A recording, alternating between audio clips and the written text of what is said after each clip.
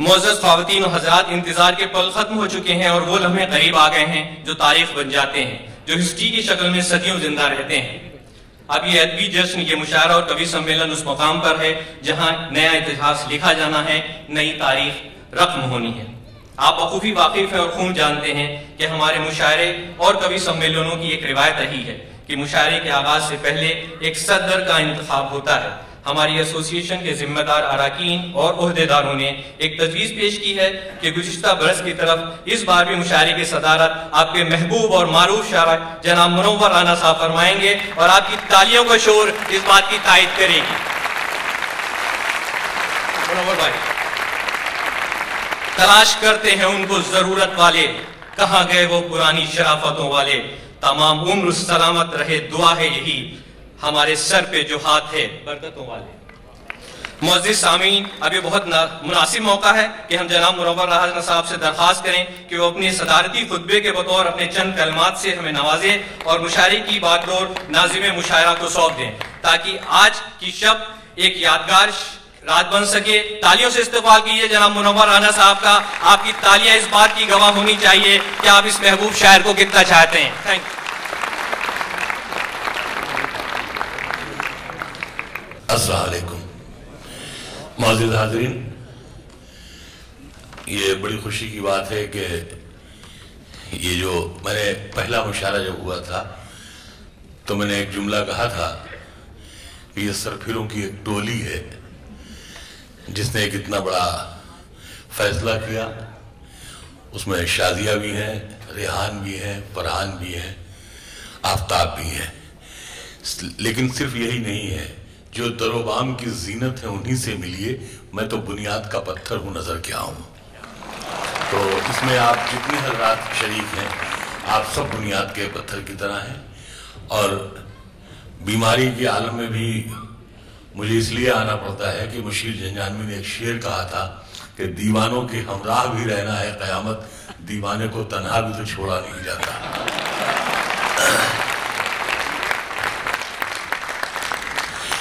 मैं ये अर्ज कर रहा था कि ये मुशायरा एक मुशायरा नहीं है, बल्कि एक तरह का मीटिंग पॉइंट है। और जिस तरह ये लोग सब मोहब्बतों से बुलाते हैं, जिस तरह आप आते हैं, सुनने के लिए आते हैं, तो हम लोग बहुत सी तकलीफें, जैसे वो एक यहाँ से दुबई फ्लाई है, वो कहती है कि सिर्फ 7 kg वजन होना चाहिए। हमारी तो हसरतों का वजन कई 100 ग्राम होता है। तो आप बताइए 7। तो अब वो कहती है वो जहाज, हम उससे किसी साहब ने पूछा कि साहब ये जहाज में बेल्ट क्यों बांधते हैं? मैंने कहा ताकि एयर होस्टेस महफूज रह सके।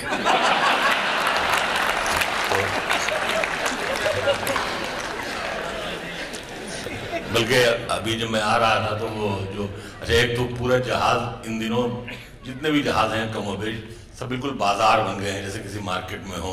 तो एक बच्ची आई, उसने कहा अंकल आप क्या खरीदेंगे, क्या परचेस करना चाहते हैं? मैंने कहा बेटा मैं जहाज खरीदना चाहता हूँ। तो कहने लगी इसके लिए आपको फॉरेन जाना होगा। मैंने कहा लेकिन मैं तो कबाड़ खरीदता हूँ बेटा, मैं इसीलिए मैं इस पे बैठा हूँ देखने के लिए इसकी पोजीशन क्या है।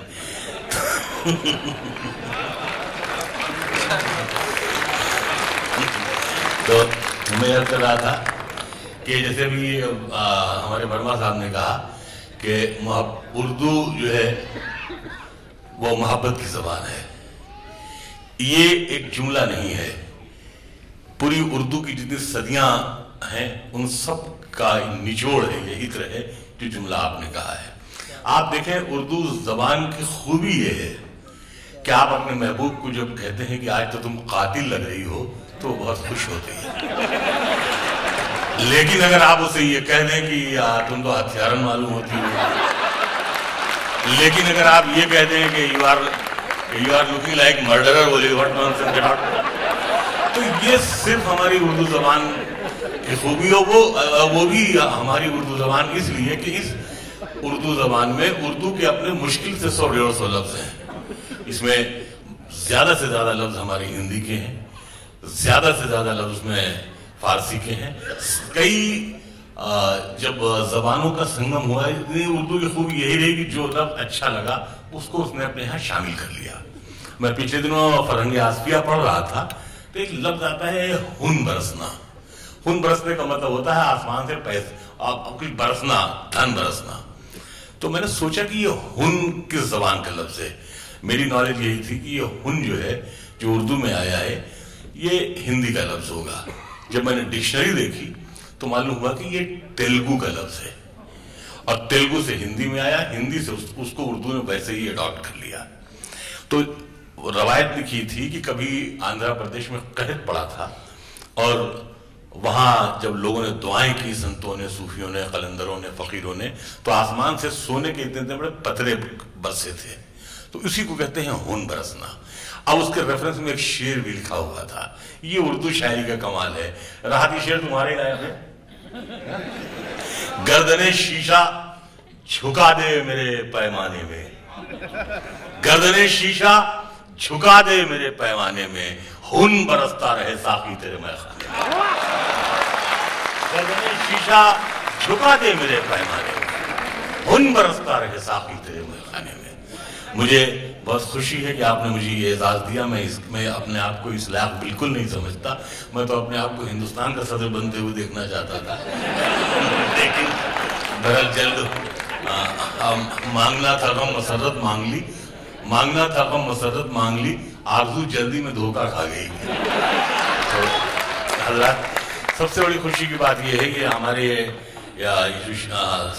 हमारे चांद सितारे बैठे हुए हैं, इनमें हिंदुस्तान के लोग भी होंगे, पाकिस्तान के भी लोग होंगे, हिंदी वाले भी होंगे, उर्दू वाले भी होंगे, लेकिन सब मोहब्बत करने वाले हैं।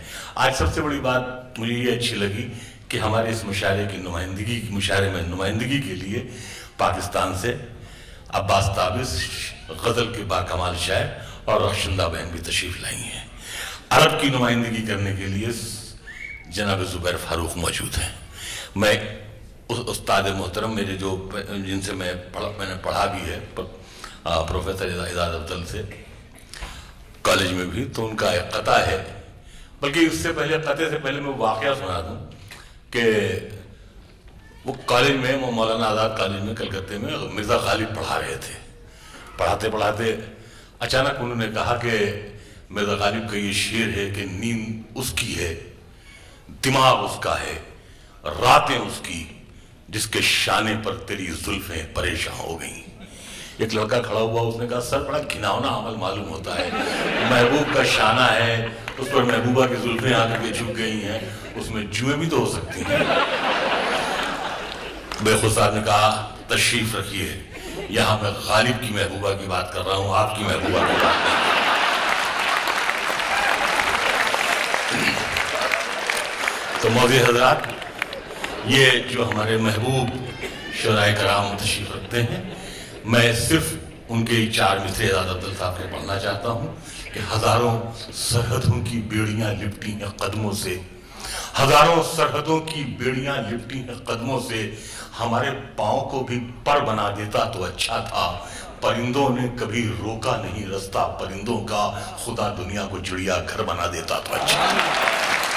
शुक्रिया। और आज के इस तारीखी मुशायरे की निज़ामत के लिए मैं गुजारिश कर रहा हूँ, अपने पसंदीदा नाज़िम मुशायरा छोटे भाई की तरह हैं, बेटे की तरह हैं, कुमार विश्वास से, उनकी, हालांकि वो इस मुशायरे में 4थी बार शरीक हो रहे हैं, यानी एक तरह से उनकी 4थी की रस्म है, लेकिन ये इस शेर के साथ मैं उनको ज़हमत देना चाहता हूं कि जब भी मिलता है वो अंदाज जुदा होता है, जब भी मिलता है वो अंदाज जुदा होता है, चांद 100 बार भी निकले तो नया होता है।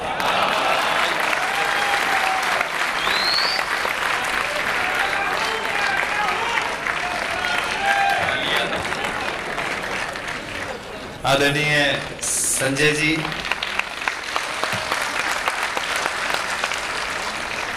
श्रीमती वर्मा जी, जैदी साहब, बड़ा रेहान साहब ने बड़ा अजीब सा जुमला बोला कि बिना सोचे समझे जैदी साहब ने इस बार भी स्पॉन्सरशिप दे दी। ये सोचते समझते तो मुशायरा सुनने आते, आपसे मोहब्बत है इसलिए। आज मुनव्वर राना साहब ने वो काम किया जो मुझे करना था, बहुत आपको गुदगुदाया, बहुत आप मुस्कुराए। संजय वर्मा साहब ने बहुत अच्छा भाषण दिया। उनकी एक बात मुझे बहुत अजीब लगी, उन्होंने कहा कि इस मंच पे जो लोग आए हैं इनमें एक भी आइटम नंबर नहीं है। मैं चौथी बार आया, उसके बाद भी मेरा जजमेंट नहीं किया गया, इस पर मुझे बहुत दुख है।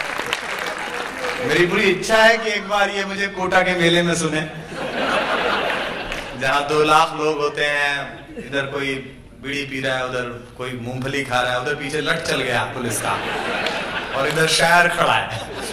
वो एक बड़ा नाजुक सा शायर था, उधर लाठी चली तो उसने कहा, मैंने कहा पढ़िए, तो बोला कैसे पढ़ूं, उधर लाठी शुरू हो गई। मैंने कहा तो उधर उन्होंने अपना शुरू करा, तुम अपना शुरू करो यार। तो चलता रहता है इसमें। तो आपको बहुत बहुत बढ़िया। और ये बहुत खूबसूरत आपने बात कही कि अगर इकोनॉमिक्स की बात करनी हो तो अंग्रेजी में बोलिए, राजनीति की बात करनी हो तो हिंदी में बोलिए, और मोहब्बत की बात करनी हो तो उर्दू में बोलिए। मैं बड़ा बदनसीबी का शिकार हूं कि मैं उर्दू नहीं पढ़ पाया ठीक से। पहली बार मुझे बहुत अच्छा लगा जब मैंने हुल्लड़ मुरादाबादी का ये शेर सुना कि हमारे प्यार की चिट्ठी तुम्हारे बाप ने खोली, हमारे प्यार की चिट्ठी तुम्हारे बाप ने खोली, हमारा सर न बच पाता अगर उर्दू उसे आती है। तो मुझे पहली बार लगा कि चलिए ये वाली जबान अपन नहीं सीखे तो भी बचेंगे, लेकिन अच्छा है। और ये बिल्कुल सही कहा कि इकोनॉमिक्स पे बात करो तो अंग्रेजी में, इकोनॉमिक्स क्या हिंदुस्तानी तो और पाकिस्तानी भी, जैसे ही जहाज रनवे छोड़ता है अंग्रेजी में बोलने लगता है। आपकी बगल की सीट पर बैठेगा, डायरेक्ट फ्लाइट होगी, पूछेगा फ्लाइंग टू दुबई, मैंने कहा नहीं कराची में कूदूंगा। दुबई जा रहा है जहाज, तो कहाँ। लेकिन ये हमारी पुरानी उनके साथ हमारा बुरा राब्ता इसलिए रहा है। बाकी सब बहुत इतनी अच्छी बात मौलाना साहब ने कर दी, तो मैं आपसे क्या बात करूं। मैं सीधे सीधे इस मुशायरे को और कवि सम्मेलन को प्रारंभ करना चाहता हूं, इसकी शुरुआत करना चाहता हूं। बस एक छोटी सी बात मुझे याद आती है। ये जो कबीला है, जो खानदान है, मैं इसका सबसे छोटा बेटा हूँ, और हालांकि उम्र में मुझसे छोटे हैं तारिक कंवर, लेकिन वो अनुभव में, ज्ञान में, विद्वत्ता में बड़े हैं डॉक्टर तारिक कंवर साहब, लेकिन मैं वैसे सबसे छोटा हूँ उम्र में।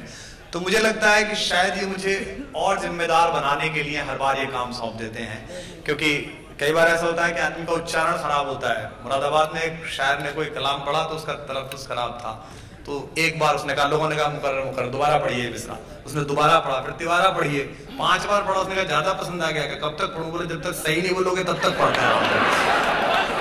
तो मुझे लगता है कि ये लोग इसीलिए मुझे हर बार संचालन सौंप देते हैं कि जब तक तुम ठीक नहीं करोगे तब तक तुमसे करवाएंगे हम, ये कहा।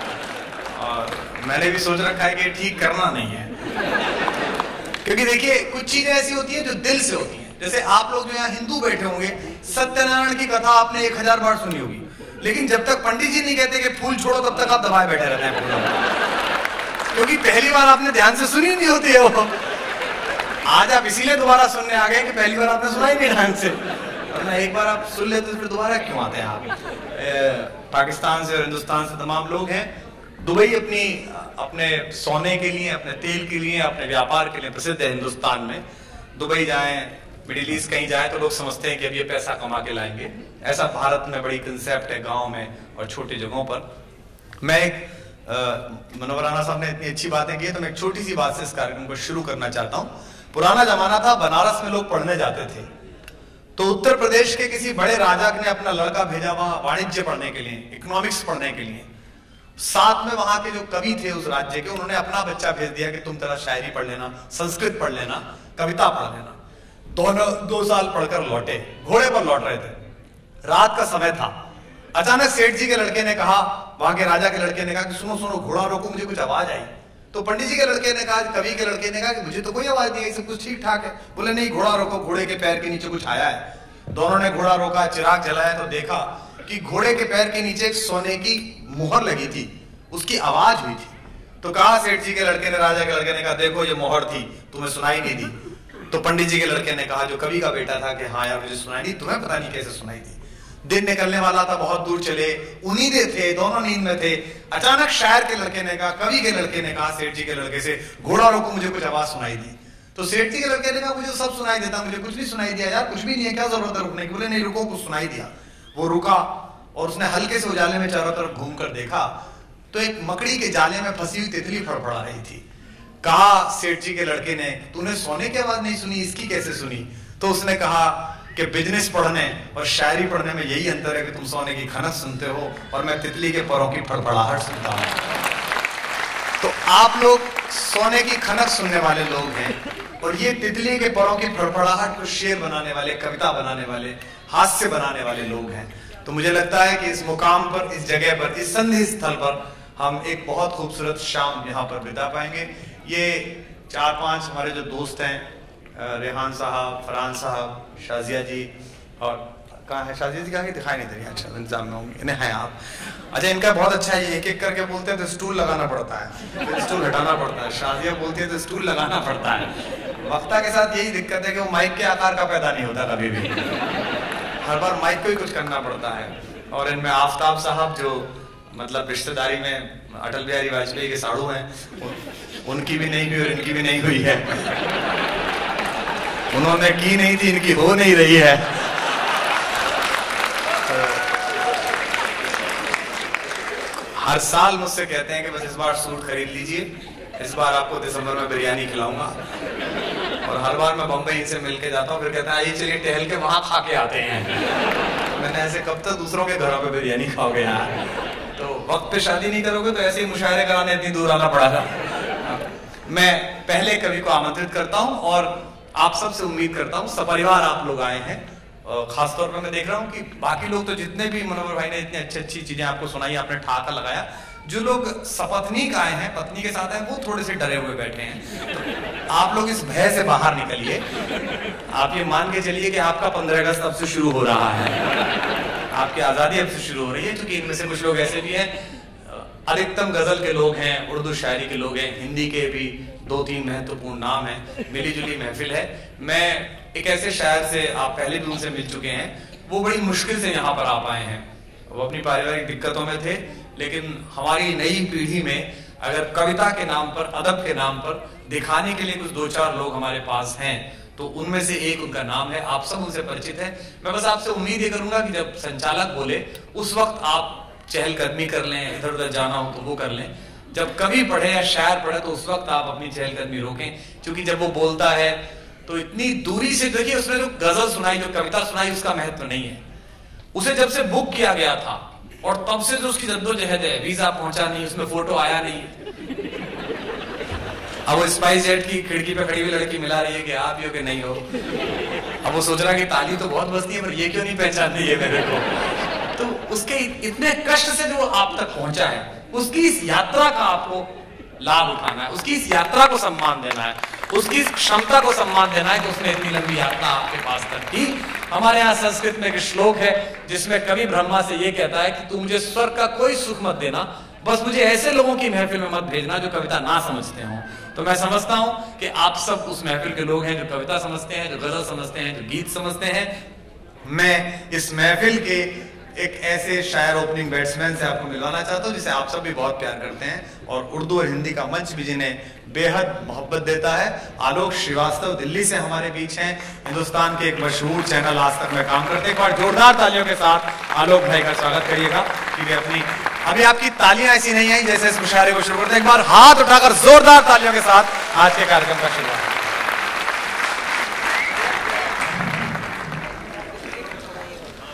अस्सलाम वालेकुम भाई, बहुत बहुत शुक्रिया।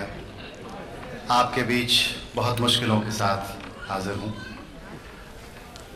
कुमार साहब ने बहुत अच्छी भूमिका बना दी है। सीधे सीधे उस गज़ल के मतले पर आता हूँ जिस गज़ल को खासुल खास आपको नज़र करने लाया हूँ। अगर कहीं भी ज़रा भी आपको महसूस हो कि मतला आपके जज्बात को छू गया है तो मुझे दुआओं से नवाजिए। गज़ल का मतला आप सबको नज़र है, मोहब्बतों के शहर दुबई को नज़र है। अर्ज़ करता हूँ कि तुम्हारे पास आता हूँ तो सांसें भीग जाती हैं। बहुत सारा हौसला दीजिएगा। तुम्हारे पास आता हूँ तो सांसें भीग जाती हैं। मोहब्बत इतनी मिलती है कि आंखें भीग जाती। तुम्हारे पास आता हूं, ये दुबई की हौसला अफजाई नहीं है, एक बार जोरदार मुझे आदेश कर दीजिएगा। बहुत शुक्रिया। तुम्हारे पास आता हूं, तुम्हारे पास आता हूं तो सांसें भीग जाती हैं, मोहब्बत इतनी मिलती है कि आंखें भीग जाती हैं। ये शेर भी आपको नज़्र तबस्सुम इत्र जैसा है, हंसी बरसात जैसी है। वाह। तबस्सुम इत्र जैसा है, इस खूबसूरत शहर को दूसरा शेर नज़्र करता हूं। तबस्सुम इत्र जैसा है, हंसी बरसात जैसी है। तबस्सुम इत्र जैसा है, हंसी बरसात जैसी है। वो जब भी बात करता है तो बातें भीग जाती हैं। वाह। वो जब भी बात करता है तो बातें भीग जाती हैं। तुम्हारी याद से दिल में उजाला होने लगता है। वाह। हमारी याद से दिल में उजाला होने लगता है। तुम्हारी याद से दिल में उजाला होने लगता है। तुम्हें जब गुनगुनाता हूं तो रातें भीग जाती हैं। तुम्हारी याद से दिल में उजाला होने लगता है। तुम्हें जब गुनगुनाता हूं तो रातें भीग जाती हैं। अर्ज किया है कि जमी की गोद भरती है तो कुदरत भी चहकती है। नए पत्तों की आमद से ही शाखें भीग जाती हैं। शेर कहा है कि तेरे एहसास की खुशबू हमेशा ताजा रहती है। वाह वाह। तेरे एहसास की खुशबू हमेशा ताजा रहती है। तेरी रहमत की बारिश से मुरादें भीग जाती हैं। बहुत अच्छा। वाह वाह। तेरे एहसास की खुशबू हमेशा ताजा रहती है। तेरी रहमत की बारिश से मुरादें भीग जाती हैं। अर्ज करता हूं कि मुद्दतों खुद की कुछ खबर न लगे। मुद्दतों खुद की कुछ खबर न लगे। कोई अच्छा भी इस कदर। बहुत बढ़िया भाई। प्लीज मुझे नवाज दीजिए। बहुत अच्छा। मुद्दतों खुद की कुछ खबर न लगे, कोई अच्छा भी इस कदर न लगे। और ये बस शेर बतौर खास के बस तुझे उस नजर से देखा है। बस तुझे उस नजर से देखा है जिस नजर से तुझे नजर न लगे। वाह। बस तुझे उस नजर से देखा है। बहुत अच्छा। बस तुझे उस नजर से देखा है। जी शुक्रिया। एक बार फिर मैं तो डर रहा था क्योंकि पहला जो शायर होता है वो माइक टेस्टिंग में ही चला जाता है। वही लोग कर चुके तीनों। मुझे एक बार जोरदार हुक्म दे दीजिए, मैं आगे बढ़ता हूँ। मुद्दतों खुद की कुछ खबर न लगे, कोई अच्छा भी इस कदर न लगे। बस तुझे उस नजर से देखा है जिस नजर से तुझे नजर न लगे। बस तुझे उस नजर से देखा है जिस नजर से तुझे नजर न लगे। ये शेर जी अर्ज करता हूं, मैं जिसे दिल से प्यार करता हूं। वाह। मैं जिसे दिल से प्यार करता हूं, चाहता हूं उसे खबर न लगे। वाह। मैं जिसे दिल से, देखिए एक अच्छा शेर जाया हो गया। अर्ज करता हूं कि मैं जिसे दिल से प्यार करता हूं, चाहता हूं उसे खबर न लगे। और ये शेर बतौर खास अर्ज किया है कि वो मेरा दोस्त भी है, दुश्मन भी। वाह। वो मेरा दोस्त भी है, दुश्मन भी। बद्दुआ दूं से मगर न लगे। वो मेरा दोस्त भी है, दुश्मन भी। बद्दुआ दूं से मगर न लगे। ये पूरा का पूरा मुशायरा अदब में साथ साथ भारत अमीरात इस मौजू पर है। और एक नज़्म के सफ़र तक आपको ले जाना चाहता हूँ, जिस नज़्म से मैं अपनी बात ख़त्म करूँगा। वहाँ तक जाते जाते कुछ नए पुराने शेरों का सफ़र होगा। थोड़ा सा मुझे वक्त और हौसला आप देंगे, ऐसी मुझे उम्मीद है। अर्ज़ करता हूँ, एक शेर आप तक पहुँच चुका और आपकी मोहब्बतों से नवाजा गया। वहाँ से एक मतला एक शेर कहते हुए नज़्म तक जाऊँगा, जहाँ मुझे लगेगा कि एक ठहराव आपके जज्बात में मेरे लिए आ गया है, वहाँ वो नज़्म पेश करूँगा। अर्ज़ करता हूँ कि ये सोचना गलत है, ये सोचना गलत है कि तुम पर नजर नहीं। वाह। ये सोचना गलत है कि तुम पर नजर नहीं। मसरूफ हम बहुत हैं मगर बेखबर नहीं। वाह। ये सोचना गलत है कि तुम पर नजर नहीं। मसरूफ हम बहुत हैं मगर बेखबर नहीं। और अब तो खुद अपने खून ने भी साफ कह दिया। वाह। अब तो खुद अपने खून ने भी साफ कह दिया, मैं आपका रहूंगा मगर उम्र भर नहीं। वाह। मैं आपका रहूंगा मगर उम्र भर नहीं। जी, ये सोचना गलत है कि तुम पर नजर नहीं। मसरूफ हम बहुत हैं मगर बेखबर नहीं। अब तो खुद अपने खून ने भी साफ कह दिया, मैं आपका रहूंगा मगर उम्र भर नहीं। अर्ज करता हूं कि जरा पाने की चाहत में बहुत कुछ छूट जाता है। जरा पाने की चाहत में बहुत कुछ छूट जाता है। नदी का साथ देता हूं समंदर उड़ जाता है। जरा पाने की चाहत में बहुत कुछ छूट जाता है। नदी का साथ देता हूं समंदर उड़ जाता है। और ये शेर आपके शहर की सच्चाई हो तो हो, मेरे शहर की सच्चाई है। मैं दिल्ली आकर रहने लगा हूं, मध्य प्रदेश के एक बहुत छोटे से नगर से आता हूं। जरा पाने की चाहत में बहुत कुछ छूट जाता है। नदी का साथ देता हूं समंदर रुक जाता है। गनीमत है नगर वालों लुटेरों से लुटे हो तुम। वाह। गनीमत है नगर वालों लुटेरों से लुटे हो तुम। हमें तो गांव में अक्सर दरोगा लूट जाता है। बहुत अच्छे। गनीमत है जरा पाने की चाहत में बहुत कुछ छूट जाता है। फरहान भाई जगह बदल बदल कर दाद दे रहे हैं। बहुत शुक्रिया, मुझे पता है आप कहाँ कहाँ हैं। जो हम में तुम में हुई मोहब्बत, जो हम में तुम में हुई मोहब्बत, तो देखो कैसा हुआ उजाला। जो हम में तुम में हुई मोहब्बत, तो देखो कैसा हुआ उजाला।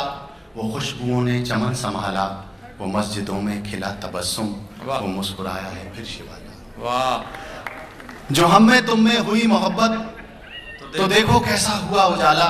वो खुशबुओं ने चमन संभाला, वो मस्जिदों में खिला तबस्सुम, वो मुस्कुराया है फिर शिवाला। जो हम में तुम में हुई मोहब्बत, तो लब गुलाबों के फिर से महके। वाह। जो हम में तुम में हुई मोहब्बत, तो लब गुलाबों के फिर से महके। नगर शबाबों के फिर से महके। किसी ने रखा है फूल फिर से, वरक किताबों के फिर से महके। बहुत अच्छे। वाह वाह वाह वाह। जो हम में तुम में हुई मोहब्बत, तो लब गुलाबों के फिर से महके। नगर शबाबों के फिर से महके। किसी ने रखा है फूल फिर से, वरक किताबों के फिर से महके। जो हम में तुम में हुई मोहब्बत, मोहब्बतों की दुकान नहीं है, मोहब्बतों की दुकान नहीं है। वतन नहीं है मकान नहीं है, कदम का मीलों निशान नहीं है, मगर बताइए कहाँ नहीं। वाह। मोहब्बतों की दुकान नहीं है, वतन नहीं है मकान नहीं है, कदम का मीलों निशान नहीं है, मगर बताइए कहाँ नहीं है। कहीं पे गीता कुरान है ये, कहीं पे पूजा अजान है ये, सदाकतों की जुबान है ये, खुला खुला आसमान है ये। मोहब्बतों की दुकान है, मोहब्बतों की दुकान है ये, खुला खुला आसमान है ये, सदाकतों की जुबान है ये, खुला खुला आसमान है ये। तरक्कियों का समाज जागा, तरक्कियों का समाज जागा कि बालियों में अनाज जागा। तरक्कियों का समाज जागा कि बालियों में अनाज जागा। कबूल होने लगी है मन्नत, धरा को तकने लगी है जन्नत। जो हम में तुम में हुई मोहब्बत। बहुत अच्छा।